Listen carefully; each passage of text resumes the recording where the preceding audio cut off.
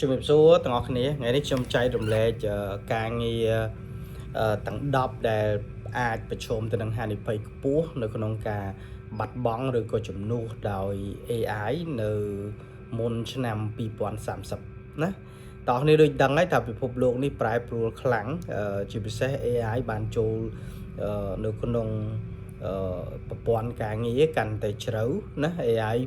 ចូលក្នុងប្រព័ន្ធការងារកាន់តែជ្រៅហើយ AI ចាប់ផ្ដើមអាចធ្វើការងារជាច្រើនជំនួសការងាររបស់មនុស្សវាមិនទៅវាមិនជំនួសទាំងស្រុងទេប៉ុន្តែវាជួយវាសម្រួលនៅក្នុងដំណាក់កាលនេះយើងហៅថាជាដំណាក់កាលសម្រួលការងារយើង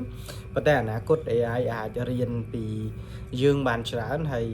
មានការងារមួយចំនួនដែលអាចនឹងជំនួសបានហើយការវិវត្តនេះវាវិវត្តទូទាំងពិភពលោកដែលវារួមទាំងកម្ពុជាដែរ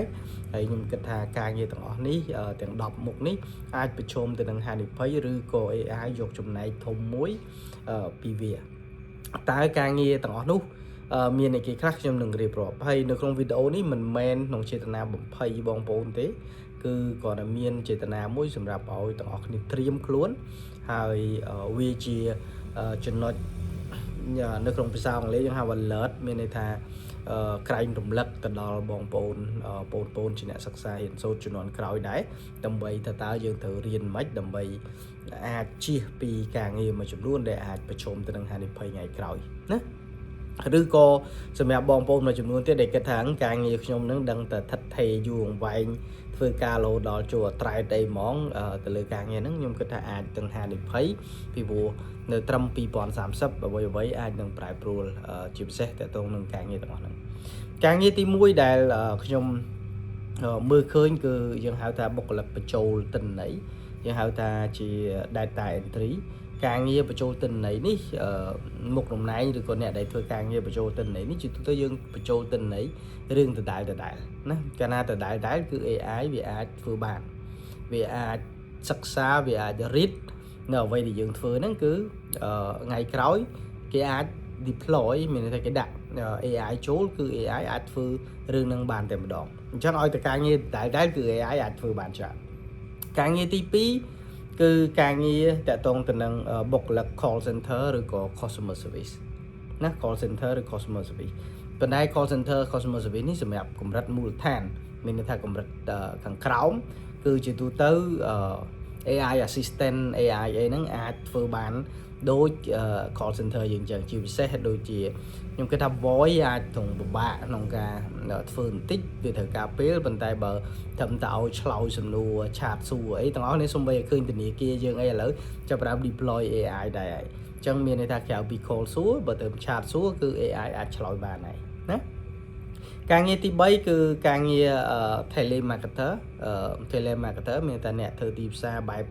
ទៅរកអតិថិជនអីចឹងណា call ទៅអតិថិជនសួរនាំអីផ្សេងហ្នឹងជាទូទៅគឺ AI អាចធ្វើជំនួសបានដែរណា AI ជំនួសបានដែរ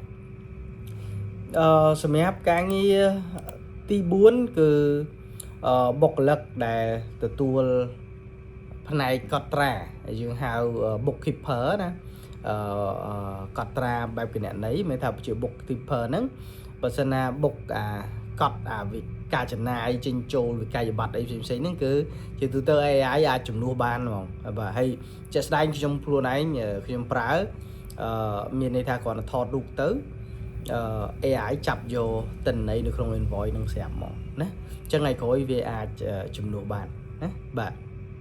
ការងារទី6គឺជំនួយការរដ្ឋបាលដូចជាការងាររៀបចំកាលវិភាគការងាររៀបចំអ៊ីមែលហើយផ្សេងអីហ្នឹងគឺការងារបែបរដ្ឋបាលជំនួយការហ្នឹងគឺជាទូទៅគឺ AI អាចមកជំនួសដែរណាហើយមិញការងារទី6ណាអញ្ចឹងការងារទី7គឺអាចថាជា cashier អ្នកគិតលុយនៅតាមហាងថ្ងៃក្រោយគេអាចប្រើ AI បែប check out គេប្រើតែកាមេរ៉ាថតជាមួយ system យើងហ្នឹងទៅមានន័យថាទាំងអស់គ្នាទិញអីវ៉ាន់មកគ្រាន់តែដាក់អាហ្នឹងទៅដាក់អីវ៉ាន់ហ្នឹងជាមួយនឹងអាម៉ាស៊ីនរបស់គេហ្នឹងគឺគេគិតលុយគិតអីឲ្យយើងហើយមុននឹងយើងអាចដើរចេញទៅគិតលុយហើយណាបាទ ហើយការងារទី9គឺអ្នកទៅសេមេតិកាទូទៅមានសារទូទៅខ្ញុំធានាទាំងអស់គ្នាបើទៅសេ AI ឥឡូវទៅសេបានល្អច្រើនណាល្អច្រើនហើយការងារទី9ទី8គឺអ្នកបកប្រែភាសាមូលដ្ឋានណាអ្នកបកប្រែផ្សេងយើងបកប្រែអត្ថបទរាល់ថ្ងៃហ្នឹងឥឡូវអត់ទេយើងដាក់តែអត្ថបទចូលទៅគឺវាអាចបែបប្រែទៅតាមភាសាដែលយើងចង់បានណាបាទហើយទី9គឺ basic designer អាហ្នឹងខ្ញុំបាញ់និយាយទាំងអស់គ្នាខាងផ្នែក design ទាំងអស់គ្នាចូលចាត់ GPT ទៅមិនបាច់ต้องបង់លុយហ្នឹងគ្រាន់តែឲ្យវា design តាមអ្វីដែលទាំងអស់គ្នាចង់បានវា design មកហើយណាបើសិនណាប្រើភាសាអង់គ្លេសអីទៀតហិតទៅ the best ហិតទៅត្រូវប៉ាន់មានន័យថាវាអាចធ្វើបានដូចអ្វីដែលយើងចង់បានគ្រាន់តែភាសាខ្មែរជួនកាលវានៅខុសអាក្រាវរុទ្ធមួយចំនួនប៉ុន្តែខ្ញុំគិតថាសម្រាប់អនាគតដល់2030វាអ្វីវាអត់ខ្ចោះហើយណាវាល្អច្រើនខ្លាំងបាទហើយការងារចុងក្រោយនេះគឺការងារជាកម្មករធ្វើការជាកម្មករដែលទៅតាមរោងចក្រមួយចំនួនប៉ុន្តែនៃខ្ញុំនិយាយនេះនៅក្នុងរោងចក្រគឺការងារណាដែលយើងធ្វើតែណាអញ្ចឹងថ្ងៃក្រោយគេអាច set up ជាម៉ាស៊ីនហើយម៉ាស៊ីនហ្នឹងវាធ្វើដោយខ្លួនវាមកវារៀនពីអ្វីដែលយើងធ្វើហើយថ្ងៃក្រោយគេផលិតម៉ាស៊ីនជា robot អីហ្នឹងមកធ្វើជំនួសយើងណាតោះនេះក្នុងន័យនេះមិនមែនបំភ័យទេគឺគ្រាន់តែជាករណីផ្ដល់ការក្រែងរំលឹកហើយយើង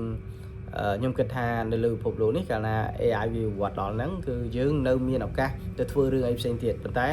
ដើម្បីអាចទៅធ្វើរឿងអីផ្សេងទៀតយើងត្រូវការត្រៀមខ្លួនយើងត្រូវការរៀនសូត្រតាំងពីឥឡូវទៅដើម្បីធ្វើម៉េចបាន2030យើងដើរទាន់នៅសម័យកាលថ្មីអញ្ចឹងយើងអាចរស់នៅក្នុងបរិបទនៃការរស់នៅថ្មីណាអញ្ចឹងកុំភ័យកុំខ្លាចអានេះគ្រាន់តែជាការប្រាប់ទុកមុនសម្រាប់ជាការត្រៀមខ្លួនទេមែនទេទៅវាដូចតែសម័យអ៊ីនធឺណិតជាងអញ្ចឹងកាលពីសម័យមុនអ្នកណាក៏គិតដែរនៅពេលដែលពិភពលោកមានអ៊ីនធឺណិតអ្វីនឹងប្រែប្រួលតិចទីហានិភ័យនេះហានិភ័យនោះអញ្ចឹងទៅបើយើងមើលក្នុងរូបភាពអវិជ្ជមានយើងឃើញអវិជ្ជមានហើយតែបើយើងឃើញមើលក្នុងរូបភាពវិជ្ជមានមានន័យថា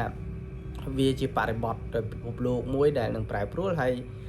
ថ្ងៃមួយនឹងមានប្រភេទការងារថ្មីផ្សេងទៀតចូលមកជំនួសណាចូលមកជំនួសអញ្ចឹងវាអាស្រ័យទៅតើយើងបានត្រៀមខ្លួនគ្រប់គ្រាន់យើងបណ្ដុះបណ្ដាលខ្លួនយើងគ្រប់គ្រាន់យើងគិតថាយើងត្រៀមខ្លួនយើងគ្រប់គ្រាន់ខ្ញុំគិតថាអនាគតមកវាអត់មានជាហានិភ័យអីធំដុំសម្រាប់យើងទេអរគុណអ្នកនរគ្នាជំរាបលា